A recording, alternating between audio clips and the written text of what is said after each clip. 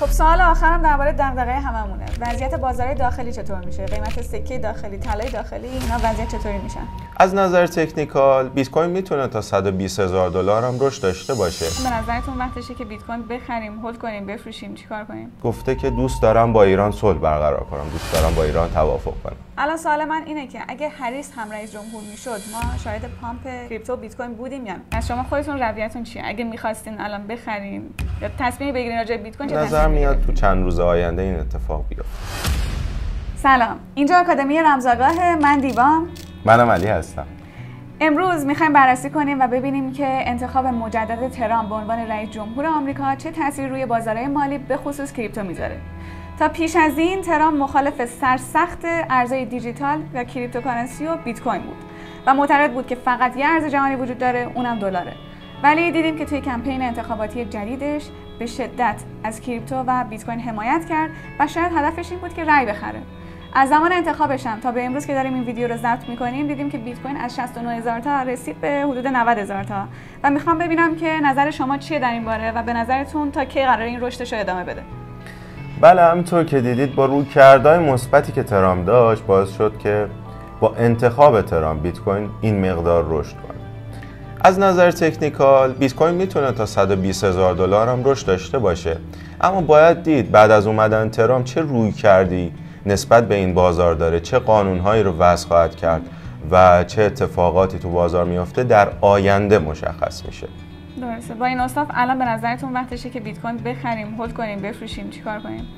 به نظر من صبر میکنیم تا یک اصلاحی مثلا به سمت 72,000 دلار داشته باشه و بعد وارد معامله بشیم و میتونیم هولد کنیم تا 120,000 تا هم این هولد رو ادامه بدیم، ولی از لحاظ تکنیکال. پس شما خودتون رویتون چیه؟ اگه میخواستین الان بخرین یا تصمیم بگیرین راجع به بیت کوین چه تصمیمی میگرفتین؟ صبر میکردم که این اصلاح انجام بشه و بعد وارد میشدم، چون بیت کوین الان 90,000 تا رو بدون اصلاح تقریبا میشه گفت طی کرده. فکر می‌کنین که این اصلاح به نظر میاد تو چند روز آینده این اتفاق بیفته. خب آقای محمدپور، من یه سوال دارم. توی دوره قبلی ریاست جمهوری ترامپ ما دیدیم که بیت کوین حدوداً 19 برابر رشد کرد. اگه این اتفاق بیفته و دوباره اینقدر رشد انفجاری داشته باشه، قیمتش ممکنه که به 1.5 میلیون دلار برسه. حالا میخوام ببینم که نظرتون چیه؟ ممکنه اینقدر رشد کنه یا نه؟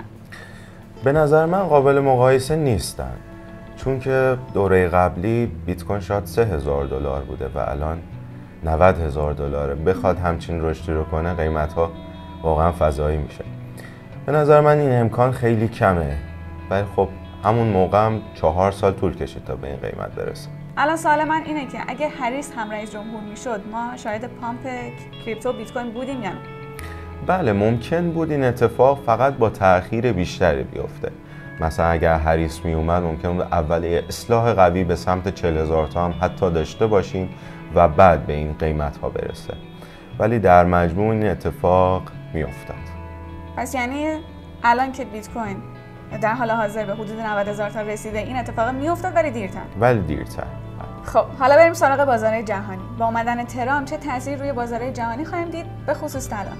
همونطور که دیدین با انتخاب ترامپ اونس جهانی طلا بیش از $200 ریزش داشت و در عرض شاید چند روز این اتفاق افتاد. اگر بتونه رویکرد صلح‌طلبانه‌ای رو که قبل از انتخاب گفته حفظ کنه و توافقی بین کشورهای در حال جنگ مثل روسیه و اوکراین برقرار کنه و این صلح جهانی واقعا برقرار بشه، قطعاً اونس جهانی بیشتر از اینا خواهد. خب سوال آخرم درباره دغدغه هممونه. وضعیت بازار داخلی چطور میشه؟ قیمت سکه داخلی، طلای داخلی، اینا وضعیت چطوری میشن؟ خب اگه به عقب برگردیم، تو 4 سال ترامپ قیمت طلا دلار به شدت افزایش پیدا کرد، خودرو و مسکن و سفره مردم روز به روز کوچیک و کوچیک‌تر میشد و این برای بازار داخلی اتفاق خیلی بد بود.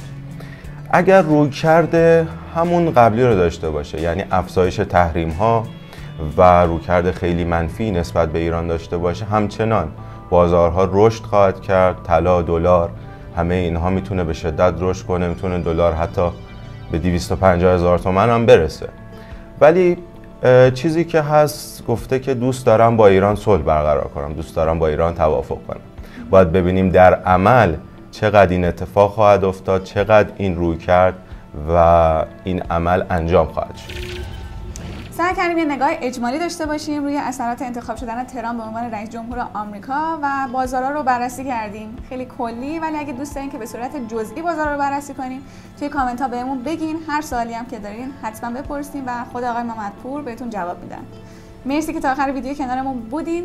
لایک و کامنت و سابسکرایب فراموش نشه و یادتون نره که رمزآگاه صدای بازارهای مالیه. حتما ما رو به دوستان و آشناهاتون معرفی کنید.